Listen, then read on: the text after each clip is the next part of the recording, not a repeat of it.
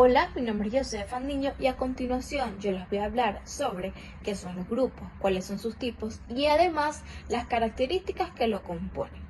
Primero comencemos definiendo este término, y es que cuando hablamos de grupos nos referimos a un conjunto de seres, individuos o incluso hasta de cosas que se pueden identificar por las características comunes. No solamente hablamos de un grupo de individuos, sino que este concepto es tan amplio que se puede extender a casi todos los ámbitos, desde la química hasta la música.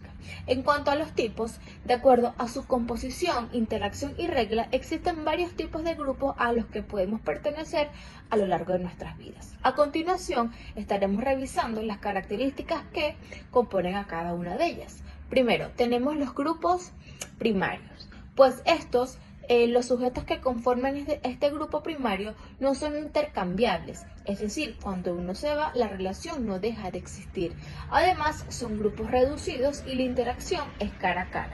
Un gran ejemplo de este tipo de grupo puede ser la familia. Seguidamente tenemos los grupos secundarios, que están constituidos por un gran número de personas, lo que puede llegar a impedir que la comunicación se establezca cara a cara. La unión entre ellos está sujeta únicamente a objetivos en común y no va a vínculos afectivos. Sus métodos de organización están estipulados y escritos mayormente en estatutos o reglamentos. Un ejemplo de este podría ser los trabajadores de una empresa masiva como la MAC. Luego tenemos los grupos de referencia, que es un grupo utilizado por un individuo a modo de comparación, con el fin de establecer sus conductas como comportamientos propios, pero al cual no pertenece y tampoco se le es reconocido como parte de él. Simplemente y únicamente le sirve como modo de referencia para el deber ser o el querer ser. Un ejemplo de este podría ser que en lo personal yo quiero ser psicóloga laboral y los profesionales establecidos o especializados en esta área serían grandes referentes. Luego tenemos los grupos de pertenencia, que define al grupo al que un individuo pertenece y a su vez se le es reconocido como parte de él. Por ende, los reglamentos y condiciones establecidas en este tipo de grupos es acatada y aceptada por el integrante. Un ejemplo podría ser que ser de alguna nacionalidad, como el venezolano. Ahora bien, tenemos por último las características de un grupo, comenzando que están compuestos por dos o más integrantes, que además comparten ciertos sentimientos y creencias que pueden formar la cultura común del grupo. Luego tenemos que interaccionan entre sí para poder progresar en sus objetivos. Y por último, que la permanencia en su mayoría es temporal. Muchas gracias. Hola, buenos días. Mi nombre es Gabriel Mujica, estudiante de Psicología Online de la Universidad de Yacambú, y el día de hoy estaré hablando sobre la psicología de los grupos, qué es, sus diferentes alcances y sus aplicaciones. ¿Qué es la psicología de los grupos? La primera pregunta que nos hacemos. La psicología de los grupos no es más que una de las principales disciplinas de la psicología social, que estudia el comportamiento de un colectivo y lo realiza de manera bidireccional, debido a que estudia las actitudes que poseen los grupos con respecto al comportamiento social y cómo los comportamientos sociales modulan las actitudes individuales de los miembros de cada grupo.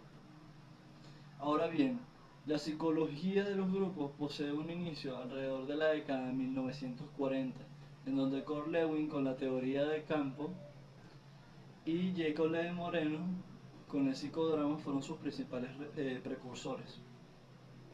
Ahora bien, el alcance de la psicología de los grupos. ¿Por qué el alcance de la psicología de los grupos es total? Si partimos del hecho de que la naturaleza humana es social y para sobrevivir siempre hemos formado comunidades que buscan satisfacer algunos objetivos y solventar diferentes problemáticas, nos daremos cuenta de que siempre estamos formando parte de un grupo y estos buscan solventar problemáticas ya sea de índole social, académico, deportivo, sanitario, político, religioso, entre muchos otros en el área del desarrollo humano. Entonces, si vamos por la naturaleza social humana, siempre somos parte de uno, varios de ellos, y siempre se nacen algunos grupos y culminan otros. A partir de estas bases, nos damos cuenta que se forman las diferentes normas y roles con los cuales conviven los diferentes miembros de un grupo, así como los grupos entre ellos mismos. Ahora bien, las aplicaciones o funciones de la psicología llegan a muchos campos, pero entre ellos por lo menos encontramos las funciones de las relaciones intergrupales, el cómo funcionan las relaciones intergrupales, que se pueden dar por colaboración, confrontación o contraposición. ¿Por qué? Porque en un grupo se ha demostrado de que los diferentes miembros todos acogen los mismos pensamientos y actitudes, forman un colectivo. Y a partir de esto surgen dos teorías muy interesantes.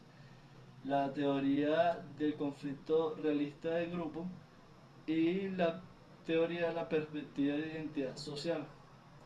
La primera habla de que la existencia de metas inalcanzables comienza a generar discriminación intergrupal.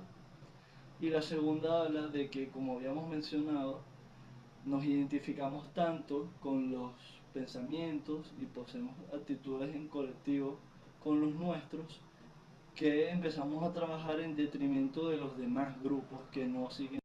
Hola, mi nombre es Luimar Mosquera y en esta oportunidad les voy a hablar acerca de las dinámicas de grupo. Las dinámicas de grupo son actividades con las que varias personas interactúan para cumplir con un objetivo concreto a través de varias situaciones ficticias. En ellas se puede observar la conducta individual de cada uno de los miembros bajo la influencia del grupo.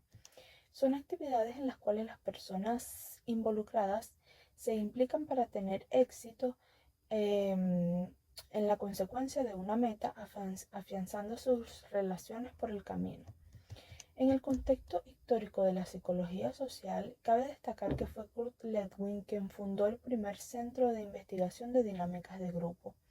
Gracias a la actividad allí realizada, Ledwin pudo ofrecer explicaciones en torno a la consecuencia de objetivos, al aumento en el rendimiento grupal o incluso a la obtención de mayor satisfacción por parte de los miembros que forman parte de un grupo.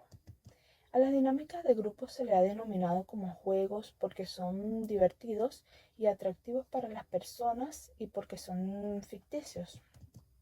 Las dinámicas de grupo adquieren un valor específico de diversión que no solo estimula emotividad y creatividad, sino que también introduce dinamismo y tensión positiva en los grupos. El carácter de juego encierra un doble aspecto. Por una parte implica el hecho de desligarse de una serie de situaciones del momento y por otra logra una identificación profunda con los problemas con los cuales se trabaja. Principales técnicas del grupo. FIL 66, cuyo objetivo es dividir un grupo en subgrupos. Discusión en panel, cuyo objetivo es dar a conocer ante un auditorio diferentes orientaciones o aspectos de un mismo tema. Simposio, cuyo objetivo es fomentar el aprendizaje por medio de diálogos y la discusión. Seminario, cuyo objetivo es estimular el intercambio de puntos de vista y de conocimientos. Método del caso, cuyo objetivo es acercar una realidad concreta a un grupo de personas en formación. Juego de rol, cuyo objetivo es aplicar el campo de experiencias a las personas y a su capacidad de resolver problemas. Lluvia de ideas, cuyo objetivo es incrementar el potencial creativo de las personas, o sea, resolver problemas. Cinética, cuyo objetivo es la solución de problemas. También tenemos técnicas del grupo nominal, cuyo objetivo es reunir información. También tenemos técnicas de 2 columnas, cuyo objetivo es tomar decisiones por consenso. También tenemos juegos y simulaciones, cuyo objetivo es aprender a partir de la acción. También está Trainings Group, cuyo objetivo es aprender dinámicas de grupos, relacionar adecuadamente ante los fenómenos grupales. Y por último tenemos grupos de interacción de experiencias, cuyo objetivo es aprender a través de las experiencias de los otros. Objetivos de las dinámicas. Los objetivos de estas dinámicas son las mejoras de las habilidades sociales, la práctica del liderazgo y la cooperación, el respeto por los demás y la reafirmación de la singularidad de uno mismo y de la puesta en práctica de diferentes capacidades cognitivas y útiles para la vida diaria. Estas actividades contribuyen a que quienes estén implicados sean conscientes de que por medio del trabajo en equipo se pueden conseguir grandes hazañas. También vamos a hablar acerca de las críticas de las dinámicas de grupo. Las más fuertes críticas que se hacen de las dinámicas de grupo son las siguientes. Número 1, requieren mucho tiempo, lo cual es cierto si se compara con críticas a las dinámicas para grupo. Las más fuertes críticas que se le han hecho a las dinámicas para grupos son las siguientes. Número 1, requieren de mucho tiempo, lo cual es cierto si se comparan a los métodos tradicionales en los cuales en 5 minutos se puede presentar una teoría de comunicación. Número 2, no pueden medirse. Muchos instructores y maestros tradicionales quisieran que las dinámicas para grupos existieran pruebas estandarizadas que midan cuánto conocimiento han memorizado las personas. Aunque esto no significa nada en realidad, ya que los hechos que se memorizan son hechos que se olvidan fácilmente. La única forma de medir el resultado de las dinámicas para grupo es el seguimiento de conductas observables. Muchas gracias. Buenas, soy Carvit Singer, estudiante de la Universidad de Yacambú, y a continuación voy a hablar sobre la psicoterapia de grupos. ¿Qué es la psicoterapia de grupo? Este es un tratamiento en el cual un terapeuta une en una misma sesión un grupo pequeño de personas con problemas emocionales que suelen ser similares entre sí, con la finalidad de que cada uno exprese sus preocupaciones y se ayuden unos con otros bajo su misma moderación profesional. Este tipo de psicoterapia se centra en las interacciones y vínculos de las personas de este mismo grupo. Y es un método que busca dar herramientas a las personas para que encuentren soluciones a sus problemáticas, ya sean emocionales o psicológicas. El objetivo es lograr un crecimiento personal, equilibrio emocional y mejorar las habilidades sociales. ¿En qué consiste la terapia de grupo? Bueno, el terapeuta reúne o puede reunir entre 3 y 12 personas para formar un grupo cuyo objetivo es conversar de forma ya sea espontánea y honesta. Gracias a la interacción de este grupo se consigue la modificación de conductas y también la mejoría, como ya dije anteriormente, de las relaciones interpersonales. Además, que a lo largo de las sesiones y con el apoyo del terapeuta, las personas se van animando a expresar ya sea sus emociones y van aprendiendo a empatizar y a escuchar a las demás personas dentro del grupo. Además de escuchar y hablar, el psicólogo puede pedir a los miembros del grupo que intercambien ya sean personajes, revivan situaciones del pasado y diversas dinámicas con la finalidad que las personas se sientan cómodas para expresar sus emociones de forma abierta. Ahora bien, ¿por qué se realiza la terapia de grupo? Al igual que la psicoterapia individual, la psicoterapia de grupo suele ser eficaz para distintos problemas, ya sean, por ejemplo, un grupo de personas que padezcan ansiedad, depresión, enfermedades crónicas, los trastornos de la personalidad o diversos traumas. También esta es una técnica que es muy utilizada para personas que padecen adicciones, fobias o trastornos de la conducta alimentaria. En muchos casos, esto se recomienda para romper el aislamiento al que la persona suele recurrir cuando se siente con malestar psicológico o emocional. ¿Cuál es la preparación para la terapia de grupo? Bueno, antes de seleccionar a los integrantes de un diverso grupo, se suele hacer un proceso de evaluación para preparar al paciente para el tratamiento. Se suelen realizar 3 entrevistas. La primera entrevista se centra en el motivo de consulta del paciente, cómo habla de sus problemas, sus relaciones, su historia familiar, su situación laboral, social y sexual. La segunda entrevista se basa en brindar información detallada sobre la terapia de grupo y se describe su funcionamiento. Además que se toma en consideración la actitud del paciente con respecto a la información que se le facilita. Y la tercera y última entrevista es profundizar en el funcionamiento de la terapia de grupo y de un grupo determinado. Se responden las preguntas o dudas restantes del paciente y se amplía la información que le permita establecer sus propios objetivos a conseguir en la terapia de grupo. Bueno, también se encuentran los resultados de la entrevista grupal. Las terapias grupales requieren de un primer momento de adaptación entre los integrantes de un mismo grupo, que suelen durar alrededor de 2 meses. Pasado ese periodo de tiempo, se debería comenzar a sentir los cambios.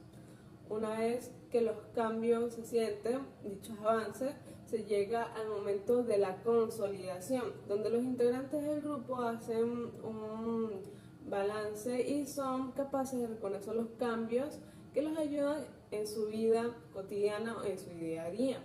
A partir de ahí es usual que los pacientes se sientan con miedo de realizar esos cambios en la realidad, sin el apoyo que le implica ese grupo. Por ese motivo, en muchos casos se requiere de un seguimiento por parte del terapeuta. Por su parte, existen diversas ventajas en la psicoterapia de grupo y a continuación voy a nombrar 3. La primera es que existe una posibilidad de vernos reflejados nosotros mismos y los demás participantes del grupo. En estas sesiones de grupo funcionan como una sala de espejos. Por ejemplo, un individuo puede identificarse con los demás participantes del grupo, o sea que puede ver en los participantes diversos aspectos de su propia vida o imagen, como sus máscaras emocionales, sus sentimientos reprimidos, etc. La segunda es que se pueden adoptar diversos puntos de vista o nuevas perspectivas. Quien participa en una terapia de grupo tendrá una amplia variedad y gama de opiniones, interpretaciones, comentarios y experiencias a su disposición, sobre todo porque podrá asumir posturas y nuevos puntos de vista al escuchar diversas opiniones. La tercera es que es ideal para personas con diferentes problemas. Bueno, una sesión psicoterapéutica grupal es adecuada para personas que necesitan lidiar con problemas relacionales que pueden manifestarse como con timidez, incapacidad para hablar en público, pero también a través de trastornos reales como la ansiedad y la fobia social. Se pueden utilizar como ejemplo aquellas personas que fueron acosadas durante su infancia y por eso se usan los contextos grupales con sentimientos y pensamientos negativos como el miedo a la humillación, por ejemplo. En esos casos, las experiencias se configuran como un trauma real que generan conductas de evitación ante ocasiones sociales. Bueno, la terapia de grupo, en dicho caso, se configura como un recurso para superar ese trauma, gracias a que ofrece una posibilidad de vivir una experiencia emocional sustitutiva. El facilitador es un profesional capacitado que guía el proceso de relación en un grupo cuyos integrantes tienen objetivos en común.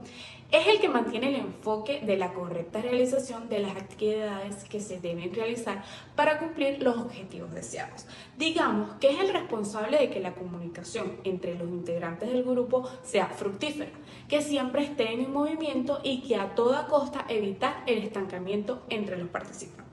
El facilitador nunca dictará una solución como tal. Utiliza su conocimiento con herramientas y técnicas para ayudar a los participantes a que encuentren ellos mismos sus propias soluciones. Siempre la dinámica debe variar entre los grupos porque tienen diferentes necesidades. Entre las características principales de un facilitador se destaca la motivación, ya que en todo momento él debe tener al grupo enganchado con la actividad, que todos los integrantes se sientan como que estuvieran en el lugar correcto, escuchando la información correcta, y también debe ser solidario, amable con los participantes, debe demostrar interés por la situación de cada uno de los individuos. En pocas palabras, debe dar a demostrar estima y admiración. También debe ser cuestionador, por eso debe ser muy detallista y escuchar detenidamente la información percibida para así poder analizarla bien y realizar preguntas claves para cada integrante. Debe ser observador, estar atento entre los participantes si hay signos de cansancio, aburrimiento, disminución de voluntad. Y si los detecta, debe buscar herramientas y técnicas para cambiar la dinámica y mantener participativo al grupo. Debe ser muy creativo al momento de generar debates y tener respuestas rápidas a las soluciones de los desafíos que se puedan surgir. Debe ser empático para poder comprender y conectar con las emociones, perspectivas y necesidades de los integrantes. Y así ellos se sentirán en un ambiente seguro y acogedor. Ya que si yo estoy en un ambiente donde me siento segura, bajo barreras y soy más abierta para expresar mis emociones y sentimientos. Es importante conocer los valores y principios éticos que guían a las acciones de los facilitadores. Por ejemplo, la honestidad y la integridad son valores fundamentales porque su función es guiar y apoyar a los participantes de manera auténtica. Por eso el facilitador debe utilizar sus conocimientos como también sus herramientas y sus métodos de forma responsable. Él no puede mentir y decir efectivamente que tiene conocimiento sobre temas que desconoce. Debe tener también confidencialidad con la información que percibe de los distintos integrantes del grupo. A toda costa debe evitar su divulgación y debe tener integridad y respeto con la cultura y creencias de cada participante para poder evitar malentendidos que se puedan catalogar como insultos. Por ejemplo, yo soy líder de un grupo que tiene diferentes ideologías políticas entre sus participantes. Ya yo tengo que conocer y prever que no puedo hablar de temas políticos. Necesito centrarme al tema de la actividad que se va a realizar. No puedo hablar de nada que tenga que ver con política porque si no, algún integrante lo va a tomar como un insulto y se pueden formar situaciones de tensión. A toda costa yo debo evitar que haya situaciones de tensión. Todo debe ser un ambiente seguro, cómodo, para poder tener un buen desenvolvimiento de la actividad. Tampoco yo debo estar fuera de la actividad diciendo, mira, fulanito tiene una ideología política que a mí no me gusta. No. Yo tengo que evitar y ser neutral. No puedo dejar que a mí me afecte su ideología política, como tampoco puedo imponerle que cambie su ideología política. Todos tenemos que estar con los mismos objetivos de la actividad, nada de vida personal. Y como también es importante que el facilitador debe evitar las relaciones personales con alguno de los integrantes del grupo, como también debe respetar la forma en la que brinda la información. Tiene que estar pendiente de la delgada línea entre exponer e imponer. Y sobre todo, las actividades se deben de tratar únicamente en las sesiones, para así evitar que hayan posibles relaciones personales. Y por último, el facilitador debe actualizarse con las respectivas leyes que compaginen con el grupo que le corresponde su práctica profesional. Si va a trabajar con niños, debe saber todo lo referentes a las leyes generales de los derechos de los niños, niñas y adolescentes para así evitar salirse de las normas, leyes. Debe estar bien legalmente. Conocer información es poder.